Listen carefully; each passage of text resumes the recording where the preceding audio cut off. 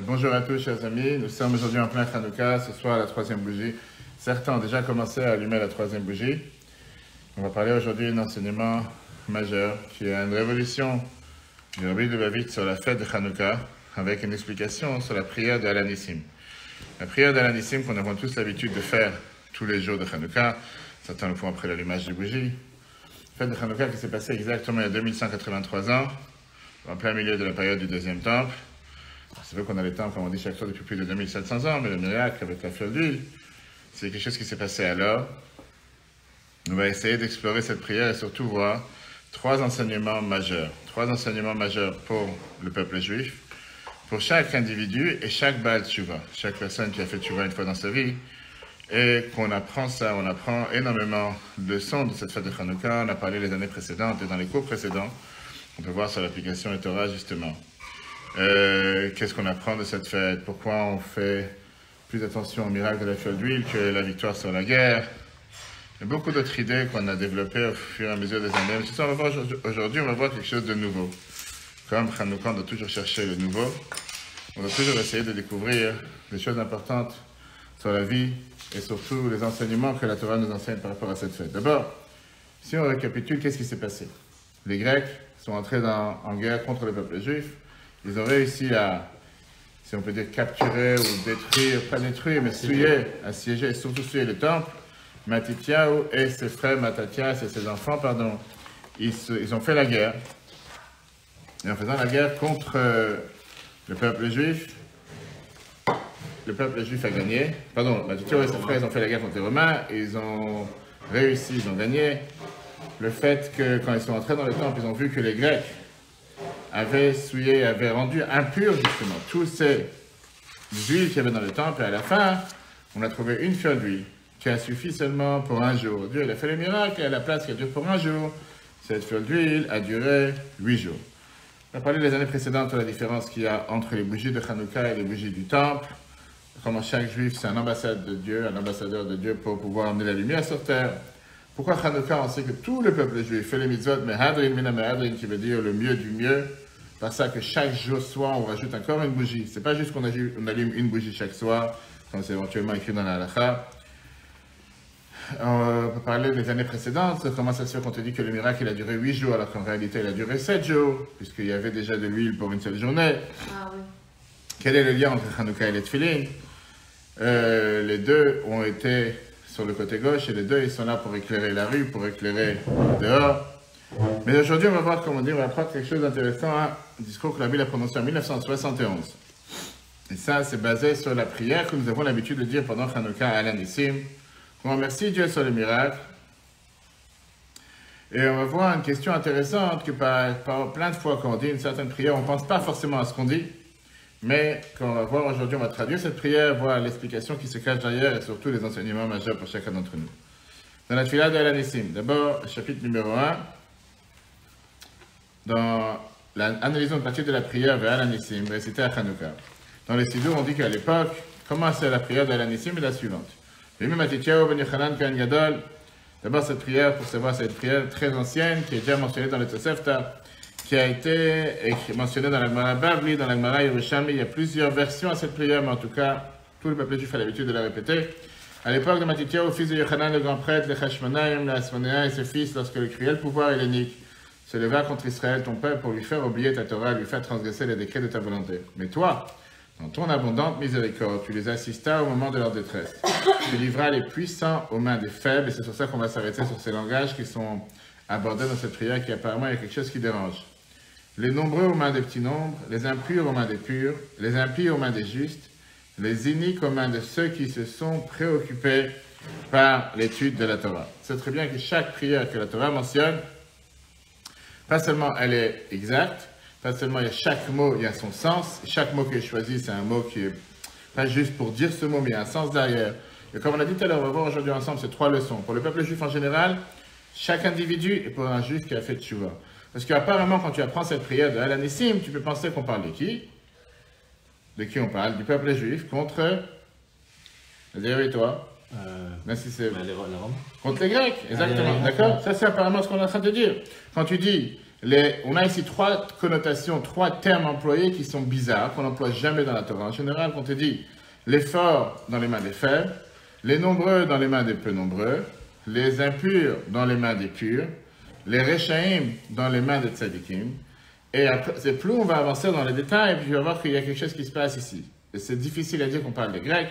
Et à la fin, on te dit Vezaidim, et ceux qui étaient les iniques aux mains de ceux qui étaient préoccupés par l'étude de la Torah. Alors, comme j'ai dit tout à l'heure, il y a quelque chose d'abord qui dérange à premier abord, mais ce n'est pas le sujet de ce soir, on peut le revoir dans les cours précédents. Comment ça se fait que Alanissim, c'est une prière qui ne te parle pas du tout du miracle de la fiole d'huile. Toute cette prière te mentionne seulement la victoire de la guerre. Alors qu'on sait très bien qu'on ne fait pas Hanouka parce qu'on a gagné la guerre. On fait Hanouka grâce au miracle de la fiole d'huile, c'est ce qu'on mentionne tous les soirs, pas seulement dans les allumages, mais c'est la réalité. Bien sûr qu'il y a aussi l'idée que la guerre, on a baissé les armes, parce que la Torah te dit dans l'Agmara, Chanou Chafé. Chanou, on s'est reposé, Chafé le 25 qui se lève, la guerre s'est terminée. Et c'est la raison pour laquelle ça s'appelle Hanouka. En fait, je ne sais pas si tu sais que Hanouka, ça a aussi à faire avec Mashiach. Ça veut dire que la toupie, il y a 4 lettres sur la toupie. Nes, Gadol, Ayasham. Si tu prends l'acronyme de chaque lettre, Nun, Gimel, He, Shin, c'est le compte numérique 358, qui est le mot de Mashiach, 358. Il y a tellement, on peut parler des heures et des heures sur Hanouka. Mais comme je dis, quand tu prends cette prière, il y a quelque chose qui dérange. Pourquoi? Parce que, apparemment, tu parles ici d'une notion qui n'a rien à voir avec les Grecs. Pureté, impureté, Rechaïm, Tzadikim. Qui sont ces Rechaïm? Quel grec tu parles? Depuis quand on te dit qu'un grec c'est un rachat? C'est des ennemis du peuple juif, c'est pas des rachats. Quand on te parle de rachat dans la Torah, on parle d'un rachat, un tzadik, un juif pieux, on va dire un juif qui n'est pas un pratiquant. Et c'est comme ça qu'on le nomme en règle générale. Regarde ce que le Dover Shalom, qui est écrit par le Rav Yitzhak Lando, le Maggid Mesharim à Vilna, à Vilinus. Je vais te dire la phrase suivante. Commentaire sur le Sidour. A priori, les notions de pureté et d'impureté, impiété et justice, iniquité et érudition, n'ont rien à voir avec la puissance et la faiblesse. D'accord? Dans ce cas, pourquoi la victoire des purs contre les impurs est considérée un miracle? On pourrait expliquer cela selon l'affirmation de nos sages que la Torah affaiblit les érudits qui l'étudient, la Gemara Sanhedrin 26b, ainsi que ces notions sont aussi liées à la puissance et la faiblesse. La victoire des érudits étant faible sur les forts relève d'un miracle. Lui te dit la chose suivante.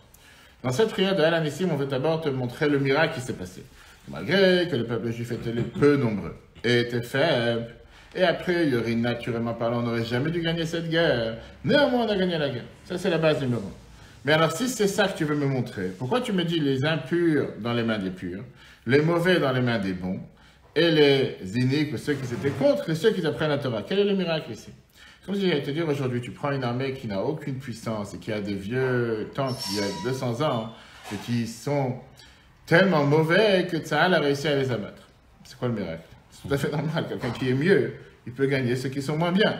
Tu as ici, on va dire, tout à l'heure, on a dit des impurs, qu'on fait allusion à ceux qui sont méchants, à ceux qui sont bêtes, à ceux qui sont mauvais. C'est normal que les bons, ils gagnent les mauvais. Je veux dire, si tu es mauvais, tu ne gagnes pas. Si tu es bon, tu gagnes. Donc, quelle est la notion du miracle? Surtout que tu parles des impurs et les purs, apparemment, ça n'a rien à voir avec la force de quelqu'un.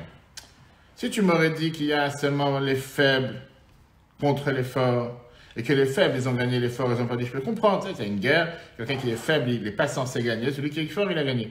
Qu'est-ce que ça veut dire, les impurs, ils ont gagné contre les purs? Et alors? En quoi ça a un rapport avec la guerre maintenant? Tu veux montrer qu'on a gagné la guerre? Ou bien quand tu me dis les Rechaïm et les Tzadikim, qu'est-ce qu'on a rapport? Quel est le point que tu veux marquer ici en me montrant qu'il y a eu un miracle, qu'on a gagné la guerre, parce que tu as des Rechaïm, des mauvais, qui sont tombés dans les mains des justes? De quelle guerre tu parles exactement? En d'autres mots, le fait que quelqu'un est pur ou impur spirituellement ne le rend pas forcément plus fort ou plus faible matériellement. C'est deux choses différentes. Tu peux être pur spirituellement et faible matériellement, et tu peux être impur spirituellement et fort matériellement. Oui ou non? Oui. L'un n'a rien à voir avec l'autre. Oui, donc c'est quoi ces différents termes que tu me dis? Et on dit tous les jours à l'Anissim, on dit dans la prière, on dit avec Amazon, certains les disent après l'allumage du bougie. Et la majorité des gens ne réfléchissent pas à ce qu'ils disent. Parce que tu me parles ici des notions que tu as donné les forts dans les mains des faibles, ok, on met ça de côté. Les nombreux dans les mains des peu nombreux, très bien. Les purs dans les impurs, ça ne veut rien dire. Les Rechaïm dans les mains des Tzadikim, je veux dire, pourquoi pas, je veux dire, mais qu'est-ce que tu veux? La norme, c'est quoi? C'est qu'un Tzadik, il perd et un Recha, il gagne? Pas forcément. Et ceux qui ne voulaient pas apprendre la Torah, ceux qui apprennent la Torah. Ok, pour accepter, alors lui, qu'est-ce qu'il te dit, le Dover Shalom? Il dit une réponse qui n'est pas facile à accepter. Il dit que d'après ce que la Gemara te dit que la Torah rend faible, puisque la Torah rend faible quelqu'un, le fait que ceux qui ont gagné, qu'ils apprenaient la Torah et qu'ils étaient faibles, ils ont gagné contre ceux qui étaient forts, ça c'est un miracle. Parce qu'en général, on doit considérer que ceux qui apprennent la Torah, ils sont fatigués, c'est les fatigues d'apprendre la Torah. Ce n'est pas une explication chassidique du tout, et le Rabbi n'est pas d'accord avec cette explication qu'on va tout de suite voir. Pourquoi? Parce que d'après lui, ça voudrait dire que tous ceux qui ont fait la guerre, c'était tous des tzadikim, qui n'ont pas du tout, qui ne travaillaient pas dans ce monde, et qui étaient en train d'apprendre la Torah toute la journée. C'est pour ça qu'ils sont faibles. Et comment tu dis que quelqu'un est fatigué à force d'apprendre? Quand tu apprends toute la journée, du matin jusqu'au soir, automatiquement tu te fatigues. Mais d'abord, on ne peut pas dire que le peuple juif à l'époque était tous des tzadikim, on va tout de suite voir. Et surtout qu'on va voir le contraire. On va voir qu'à l'époque, la majorité du peuple juif était contre Matityahu et ses frères. Contre ses enfants, pardon. Contre Mattathias, c'est contre les Hashmonaïm, etc. On va y arriver. On est obligé de dire que, même si on sait très bien, la Bible a parlé plusieurs fois en 1971-72, que par exemple pour Tzahal, pour l'Amon, on a besoin des deux. On a besoin des soldats comme l'armée de mer, l'armée de terre et l'armée de l'air. Et tu as besoin des gens qui apprennent la Torah, on a besoin des deux. On a besoin de la force divine, on a besoin de la bénédiction divine, on a besoin aussi le matériel. On ne peut pas l'un ou l'autre. C'est un des débats qu'il y a aujourd'hui dans la société israélienne. Est-ce que les religieux doivent faire l'armée ou pas? Et que la Bible a toujours été pour l'inclusion, les deux. Il n'y a pas ou l'un ou l'autre. Il faut les deux. Il faut et l'armée de terre, et l'armée de mer, et l'armée de l'air. Il faut bien avoir ceux qui sont sur le front et ceux qui apprennent la Torah. Ce qui n'empêche pas qu'il faut les deux. Les deux ensemble pour gagner, pour la bénédiction et le reste. Mais là, c'est pas de ça qu'on parle. Là, on va tout de suite voir que quand la Torah, quand dans la phrase, on te dit « Oskei Torater », ceux qui étaient contre l'idée d'apprendre la Torah, contre ceux qui apprennent la Torah, on t'a pas dit « L'homme des Torater ». Ça veut pas dire ceux qui apprennent la Torah tout court. On te dit Oskei Torater. Qu'est-ce que ça veut dire Oskei? Un businessman, on appelle un Baalé, c'est quelqu'un qui fait du commerce, quelqu'un qui fait du business.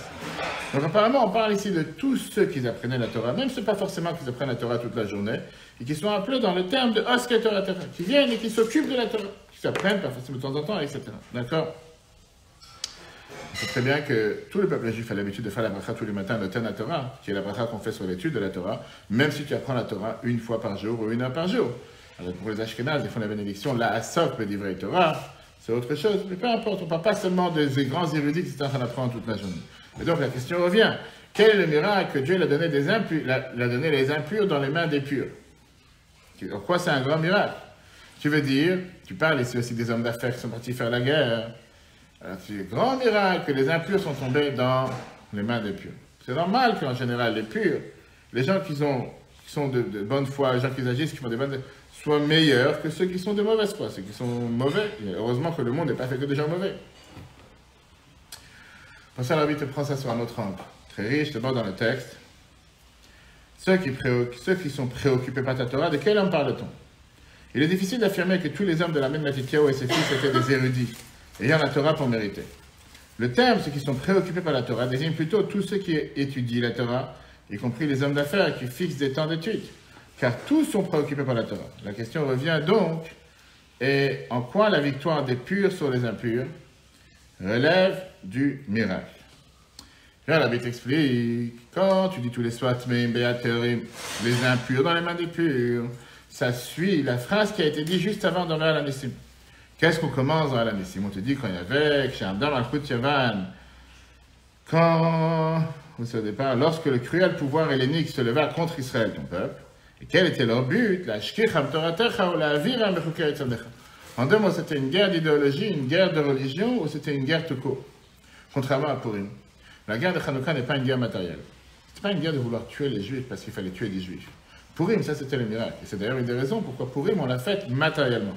Parce qu'on fait un grand festin, on a le devoir de boire, je ne serais pas faire de différence entre bénir Mordechai et Modi Raman, mais c'était une fête dans laquelle on voulait anéantir le peuple juif. Hanouka, c'était pas ça le but. Les hellénistes qu'il y avait à l'époque, les Grecs, le but était de vouloir te faire oublier ta Torah, de faire oublier que tu fais des méthodes. Qui veut dire? On parle ici d'une guerre religieuse, une guerre spirituelle. Et donc, le fait qu'on te dit qu'il y a ici les impurs contre les purs, et on te dit les purs ont gagné malgré qu'ils étaient peu nombreux, on veut te dire qu'il y avait une connotation, il y avait un sens ici spirituel à la victoire. C'était pas juste une victoire matérielle qu'on a gagnée avec des armes, bien sûr qu'il fallait se battre aussi, on va tout de suite voir, mais c'était aussi une guerre spirituelle. Regarde dans le texte 3. Le texte ne parle pas que de la guerre purement militaire. Il faut dire que la notion d'impur livré au pur se réfère à ce qui est décrit avant cela, devant le texte, lorsque le cruel pouvoir hellénique se leva contre Israël, ton peuple, pour lui faire oublier ta Torah, c'est-à-dire une guerre spirituelle contre la religion. Il est donc évident que le récit de la victoire d'Israël doit inclure principalement la description de la victoire spirituelle. Ok, et donc la question qui suit. Qui était à l'origine de cette guerre spirituelle et idéologique? Et c'est là qu'on va s'arrêter avec ce chidouche, cette nouveauté du Rabbi qui est. On parle ici des Grecs, qui ont fait ici quelque chose contre le peuple juif. On te parle des Juifs athées assimilés qui se battaient contre les Juifs. Pour ne pas citer BDS et toutes ces autres ordures que nous avons aujourd'hui sur la planète. Que ce soit aujourd'hui ceux qui veulent être à la Maison Blanche, l'année prochaine pour les élections, qui sont eux-mêmes des Juifs, et qui n'arrêtent pas de salir Israël, et de parler contre Israël, et de parler contre le peuple juif. Mais déjà à l'époque, même s'il y avait des Grecs, bien sûr, contre la loi juive, qui ont été par ces hellénistes, comme on dit dans la Phila, Malchut Yavan Archa, qui était le pouvoir hellénique qui se leva contre Israël. On parle surtout des Mityavnim, ces Juifs qui se faisaient passer pour des Grecs, qui se sont rapprochés de manière idéologique aux Grecs. Pour ne pas dire, comment on appelle ça, les socio-gauchistes, communistes, on va savoir comment les gens peuvent les décrire aujourd'hui. Mais c'était des Juifs qui, idéologiquement, pas seulement ceux qui ont eu dû le faire par la force, ce n'est pas le choix comme les Marans à l'époque de l'Espagne, on ne parle pas de ça. On parle de ceux qui étaient idéologiquement, volontairement, ouvertement pro-grecs et qui étaient contre ceux qui étaient encore en train d'apprendre la Torah et de faire quoi que ce soit. Ce qui veut dire qu'en réalité, tu avais qu'une minorité du peuple juif qui était encore fidèle à Dieu, fidèle à sa Torah et fidèle au temple. Et c'est à ça que fait allusion les trois derniers groupes qu'on a parlé tout de suite. Quand on t'a dit qu'il y avait les impurs dans les mains des purs, les Réchaïm dans les mains des Tzadikim, et ceux qui étaient contre l'étude de la Torah, dans ceux qui les apprennent et qui sont occupés avec la Torah, on parle parmi les Grecs, c'est les Juifs qui se sont convertis ou qui sont devenus comme des Grecs. À part le fait qu'il y a bien sûr eu la victoire des Hasmonéens, des Hashmonaïm contre le royaume helléniste qui était à l'époque, mais il y avait aussi ceux du peuple juif. Ceux du peuple juif qui étaient ces trois groupes, les impurs, les Réchaïm, et ceux qui étaient contre l'étude de la Torah. Seulement qu'on n'a pas voulu en faire une distinction majeure pour ne pas montrer que parmi nous, on avait aussi des gens qui étaient contre. En parenthèse, on voit qu'à la sortie d'Égypte, on avait la même chose. La majorité du peuple juif ne voulait pas sortir, et c'est pour ça qu'ils sont partis pendant la plaie des ténèbres, pour pas que les Égyptiens voient qu'il n'y a pas de différence avec les Juifs. Néanmoins, ça c'était le cas à l'époque. Je veux dire que la situation réelle, on ne peut pas se voiler la face, c'était qu'au moment de la victoire, au moment de la guerre, pendant la guerre de Matityahu et ses enfants, la majorité du peuple juif n'était pas d'accord avec lui. La majorité du peuple juif était du côté des Grecs, et c'était ce qu'on appelle l'assimilation qui a commencé à l'époque et qui continue jusqu'à nos jours. Et c'est ce qu'on va y arriver, que c'est exactement ce qui se passe aussi dans notre génération. Parce que c'est arrivé par rapport au peuple juif, comme on l'a dit tout à l'heure. Mais ça, c'était à l'époque. C'est-à-dire que la majorité du peuple juif faisait la guerre à ceux qui étaient pratiquants, ceux qui faisaient Torah et Mitzvot. Et c'est quelque chose qu'on ne peut pas dénier, c'est quelque chose qui est une réalité. C'est ce qui se passe. Et c'est à ça qu'on fait allusion. Parce que si tu parles maintenant des impurs dans les mains des purs, les Réchaïm dans les mains des Tzadikim, tu ne parles pas des Grecs ici. Les Grecs ne sont pas des Réchaïm, on parle dans le terme, bien sûr, de la Torah, etc. D'accord? La suite. D'abord, à l'intérieur. Il est bien connu dans l'histoire de cette époque que bien que des décrets contre la loi juive furent promulgués par le cruel pouvoir hellénique, néanmoins de nombreux juifs hellénisants rejoignèrent les Grecs en plus de ceux qui firent à contre-gré, au point que seule une minorité du peuple juif resta publiquement fidèle à Dieu et sa Torah. On pourrait affirmer que ces trois notions impures, impies et iniques s'appliquaient aux juifs hellénisants. Ainsi, en plus du miracle à vaincre le royaume grec, il vainquèrent également ces juifs hellénisants. Cependant, par respect pour le peuple d'Israël, ce fait n'est pas écrit explicitement. On n'a pas envie d'en parler ouvertement, on préfère le dire comme ça de manière voilée, que tu puisses penser et croire que ça a à faire avec les hellénistes. Et maintenant, on va comprendre ces trois notions qu'on vient de voir. Comment ça fait grandir le miracle de manière, je ne dis pas seulement grandiose, mais ça fait comprendre la partie du miracle qui est d'une manière sans précédent par rapport à ce que tu peux comprendre jusqu'à présent. Pourquoi? Quand tu parles de Tmeim, qu'on a dit tout à l'heure, qui sont les impurs, on vient de le voir ici, c'est ici. Quand on le voit dans le texte, on parle bien sûr les impurs. Mais on dit les impurs, les impies et les iniques. C'est Tmeim, Rechaïm et Zedim. Et on voit que ces trois domaines, trois choses qui existent seulement chez le peuple juif et n'existent pas chez les autres nations. Pourquoi? D'abord, pureté et impureté n'a rien à faire avec les non-juifs. Pas du racisme ici, c'est des lois de Torah. Les lois de Torah sont seulement pour le peuple juif. On sait très bien qu'un cadavre non-juif ne rend pas impur. Sinon, si c'est comme ça, un Cohen ne peut entrer nulle part. C'est seulement par rapport au peuple juif, puisque c'est des lois qui considèrent qu'ils sont en rapport avec le peuple juif. Deuxièmement, quand tu parles de rachat et tzaddik, Forcément, on fait appel à qui? On fait appel à ceux qui font les 613 commandements. Si tu me parles maintenant des enfants de Noah, il y a seulement 7 mitzvot des lois de Noah. C'est difficile à dire que parmi les 7 lois de Noah, le manche de tzadikim ou rechaim, c'est pas de ça qu'on parle chez eux, on parle bien sûr du peuple juif. Et surtout que la quantité des mitzvot et la manière dont on fait les mitzvot dans le peuple juif est totalement différente de ce qui se passe chez les non-juifs. Ça veut dire qu'ils sont inférieurs, c'est un devoir différent. Et troisièmement, c'est sûr que quand tu me parles des oskei Torah Techa, ceux qui sont occupés à apprendre la Torah, tu ne parles pas des non-juifs ici. Tu parles ici des juifs et ceux qui sont contre ceux qui apprennent la Torah. On ne parle pas ici de juste avoir la Torah, de vouloir pratiquer la Torah. Regarde comment c'est écrit ici dans le 5. Dans le 5. Cela accentue doublement les miracles. Tout d'abord, matériellement, la victoire qu'on a eue, la victoire fut atteinte bien qu'une partie du peuple juif était du côté des Grecs, mais aussi spirituellement. Bien qu'une bonne partie du peuple ne méritait pas ce miracle, néanmoins Dieu prit en compte la minorité qui était constituée des gens purs, justes, préoccupés par la Torah, et prodigua le miracle de Hanouka à l'intégralité du peuple juif. Et d'ailleurs, ceci permet de comprendre la précision de plusieurs détails du texte. Ces trois termes, impur, impie et unique, furent précisément employés car la contraste de ces trois notions n'existe véritablement que dans le peuple juif. Le A, la définition de pureté et d'impureté ne s'appliquant selon la halakha que chez le peuple juif. B, la justice d'un juif dépend de l'accomplissement de 613 lois, alors que celle d'un noachi dépend de 7 lois. La différence n'est pas uniquement quantitative, ce sont deux types de lois très différentes. Et troisièmement, l'appellation préoccupée par la Torah ne peut s'appliquer que sur un juif. Ça, c'est ce qu'on va voir jusqu'à présent. Maintenant, on va voir ici ces trois enseignements majeurs qu'on apprend de ce texte qu'on dit dans l'Anissim. Pour chacun d'entre nous, dans la vie de tous les jours, mais c'est tellement riche, en commençant d'abord par ce qu'on appelle le peuple juif en général, après chaque individu et ceux qui font tchouva. Tout d'abord, on a avec cette explication un énorme encouragement pour le peuple juif dans toutes les générations. À part le fait que les juifs sont minoritaires dans tous les temps, depuis 3000 ans d'histoire, la réalité elle est que parmi les juifs, les pratiquants, ceux qui font Torah et Mitzvot, sont aussi minoritaires. Ça a toujours été, et c'est pour l'instant le cas. Jusqu'à il y a 300 ans, on va dire, c'était plutôt, il y avait 300 ans en arrière, la majorité des juifs faisaient Torah et Mitzvot. Mais il y avait ceux qui faisaient absolument rien. Mais aujourd'hui, je dis après, il y a eu bien sûr grâce au Baal Shem Tov qui est venu à la Chassidoute, qui a fait cette révolution de considérer les gens simples, de donner de l'importance, d'enlever cette séparation qu'il y avait entre les grands érudits et les moins érudits. Alors c'est vrai qu'aujourd'hui, il y a un retour de centaines de milliers de nos frères et sœurs à la Tchouva, mais quand tu prends sur 15 millions du peuple juif, ou 18 millions, 20 millions, 100 millions, peu importe le chiffre, la grande majorité ne sont pas forcément pratiquants à 100%. Il y en a qui vont dire on fait Hanouka à 67% en Israël aujourd'hui. Il y en a qui vont te dire qu'ils font la Brit Mila, qu'ils font Pessah à 80%. Mais ça s'arrête là. Je ne parle pas de vivre comme un juif, H24, tous les jours, d'accord? Et donc c'est une minorité par rapport à tout le reste du peuple juif qui ne font pas encore, pour l'instant, comme la Bible emploie dans la Sikha, dans le discours, la Torah et Mitzvot comme il faut. Quelqu'un peut parfois, à cause de ça, être désespéré. Pourquoi il peut être désespéré? Parce qu'il peut se dire, ou bien être faible. Ses ancêtres, très bien qu'on te dit que la délivrance va venir grâce à la délivrance, grâce à ça que tout le peuple juif va faire tchouva. Comment est-ce possible que Mashiach va venir un jour si la majorité du peuple juif ne fait pas tchouva?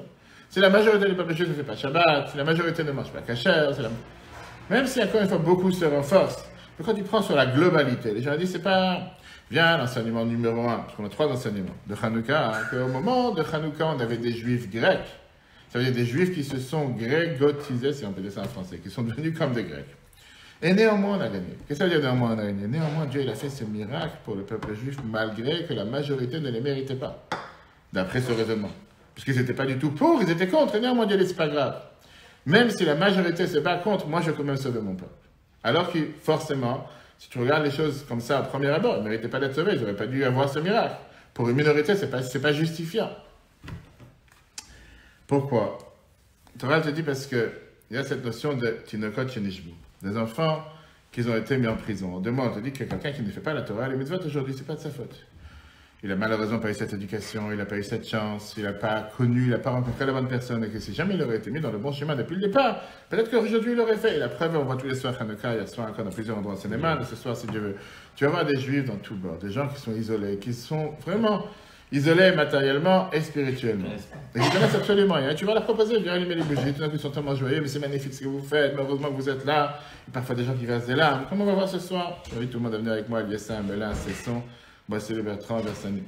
Ces endroits, tu te dis, qu'est-ce qu'ils font, ces juifs, des fois isolés, dans les endroits les plus éloignés. Et néanmoins, dès que tu proposes de faire une mitzvah, Se dire qu'on ne se fait jamais jeter, c'est un mensonge. Mais peu importe, parce qu'encore une fois, il y a la peur d'être jugé, la peur de ne pas savoir, la peur de ne pas connaître. Mais avec le temps, on voit qu'un juif veut faire une mitzvah. Donc ça, c'est le premier enseignement qu'on apprend. Même si ceux qui sont pratiquants, ils sont minoritaires. Néanmoins, à l'époque, on a vu comment malgré cette minorité, Dieu a sauvé le peuple juif. Mais pareil aujourd'hui. Pas besoin d'avoir tout le peuple juif qui fasse tchouva. Bien sûr, ce serait l'idéal. Et ça, Mashiach va le faire. Pour l'instant, même si on est minoritaire, Mashiach reviendra quand même. Regarde dans le texte. Un grand encouragement du peuple juif aujourd'hui. Ceux qui respectent la Torah et les mitzvot à la perfection et dans les moindres détails sont pour l'instant minoritaires par rapport au reste de nos frères juifs qui est longue vie comme la Bible écrit, qui sont comme des enfants pris en captivité contre leur gré. Comment pourrons-nous mériter la délivrance finale qui dépend de la tchouva de tous? Le message de Hanouka répond à cela a fortiori. Lorsque les gens purs sont à leur poste et font preuve d'abnégation pour le respect de la Torah, Dieu les aide. Ils apporteront le sauvetage au monde. Alors, c'est vrai que comment une minorité quantitative pourrait-elle faire évoluer les choses? Parce que qualitativement, les purs sont l'essentiel car ils détiennent la puissance de la sainteté qui provient de la sainteté divine. Ils finiront par gagner pour transformer tout le peuple juif en pur, etc. C'est ce qu'on voit aujourd'hui, avec des centaines de milliers de nos frères et sœurs à travers la planète qui se rapprochent et qui commencent à allumer les bougies, Shabbat, Tfilin, Mikveh, etc., etc. Deuxième enseignement majeur, pour chacun d'entre nous à des niveaux individuels. Un grand encouragement pour chaque individu juif. De la même manière qu'on a dit que ça c'est pour tout le peuple juif, pareil pour chacun. La réalité, elle est que la majorité d'entre nous, et même des juifs qui sont pratiquants, ils ne sont pas en train d'apprendre la Torah au fait des mitzvahs du matin jusqu'au soir. La majorité de la journée s'occupe avec les affaires, avec le travail, des choses matérielles. On mange, on dort, on travaille. Très peu de temps de la journée est préoccupé par des choses spirituelles. Même pour des gens très pratiquants, parce qu'on a les occupations de tous les jours. L'enseignement de Hanouka vient te dire que même si une minorité de la journée tu es occupé à faire ce qui est les choses pures, et la majorité de la journée tu es avec les choses profanes, c'est pas la quantité qui compte, c'est la qualité qui compte. Et si dans ces moments que tu dédies à l'étude, les moments que tu dédies à la prière, tu t'investis à fond, ça c'est ce qui fixe quel est l'essentiel de ta journée. Même si la majorité du temps tu fais pas ça, c'est pas grave. Le fait qu'aujourd'hui tu t'investis à fond dans ce que tu fais, 5 minutes le matin, 10 minutes pour mettre notre filine, un cours de Torah par jour, peu importe ce que c'est, ça même ça jaillit sur toute la journée, ça envoie la lumière sur toute la journée, ça sauve toute la journée, ça considère que toute la journée elle est positive. Deuxième enseignement, un grand encourageant pour chaque individu juif. La majorité du peuple juif ne sont pas des hommes d'études, mais sont des hommes d'affaires.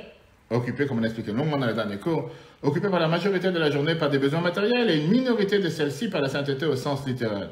Hanouka nous apprend que même si quantitativement, seule une minorité de la journée baigne dans la Torah, qualitativement, l'essentiel et les heures dans lesquelles le juif est préoccupé par la prière, la Torah et les mitzvot, ce sont ces heures qui déterminent la véritable existence du juif. Et enfin, troisième et majeur enseignement, un grand encouragement pour les balais tchouva, ceux qui font tchouva. Il y a des gens qui te disent, ça fait 10 ans, 20 ans, 30 ans, 40 ans, 50 ans, j'ai mangé du porc, j'ai eu affaire avec de nombreuses femmes, j'ai jamais été dans le Shabbat, j'ai jamais fait la tzaka, j'ai mis les tefilines, j'ai un parcours de ma vie qui est assez lourd. Comment tu veux que je parlais avec quelqu'un ce matin, quelqu'un qui m'a parlé de quelqu'un qui a fait des graves erreurs, et il m'a dit, mais tu penses que cette personne, on peut lui pardonner? Je fais, est-ce que tu penses qu'on est ici dans une autre religion, on ne peut pas la citer? Je te parle de la tchouva. On a le droit de faire tchouva. Dieu il a le droit d'effacer, Dieu il efface. Et parfois, quelqu'un pareil peut se sentir faible, peu nombreux, impur. Il doit savoir qu'en vérité, il est pur, il est juste, et ça c'est l'essentiel de qu'est-ce qu'il est. Et grâce à ça, on mérite de se surpasser, de surmonter sur toutes les épreuves, même si 50 ans quelqu'un n'a pas fait les choses qu'il fallait. Mais parfois, la Torah te dit dans la Mishnah, Yesh Koneh Olamo B'Shara Achat, quelqu'un peut racheter son monde en un instant. Parfois, un juif va faire une mitzvah qui va valoir 1000 fois plus que ce que quelqu'un d'autre a pu faire. On ne connaît pas la valeur des mitzvot. Et c'est pour ça qu'on a le devoir de ne jamais minimiser ou sous-valoriser la valeur d'une seule mitzvah. Hier soir, je raconte, je sais pas si tu as raconté, je finissais l'allumage à Lucie. Comme chaque année, on a ces histoires. Mais chaque année, tu finis, on train de tout remballer, de tout remettre, en place. Et moi, je reste toujours le dernier pour voir que tout est en fonction. Tu remercies la police, les derniers restants, on va dire. Et à chaque fois, dès qu'on est en train sur le point de partir, hier soir, j'ai une fille qui se rapproche avec son copain. Ça avait vraiment l'air de deux hommes.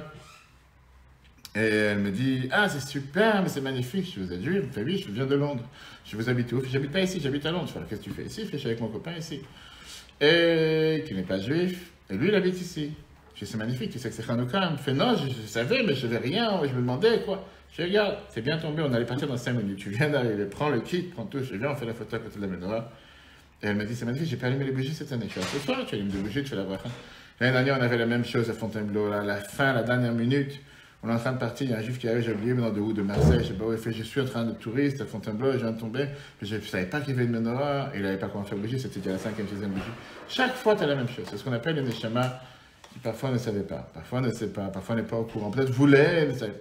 Et tout d'un coup, Dieu, il a fait en sorte que des fois, tu te dis, j'ai fait l'allumage pour telle et telle personne, mais en vérité, c'était pour ces personnes-là. Que ça peut être une seule. Et ça, c'est ce qu'on tu te vois. Quand on est minoritaire, des fois, tu peux te dire, mais c'est une seule personne. Et ça, c'est la force, justement, comme je vais raconter ce soir, non, demain soir.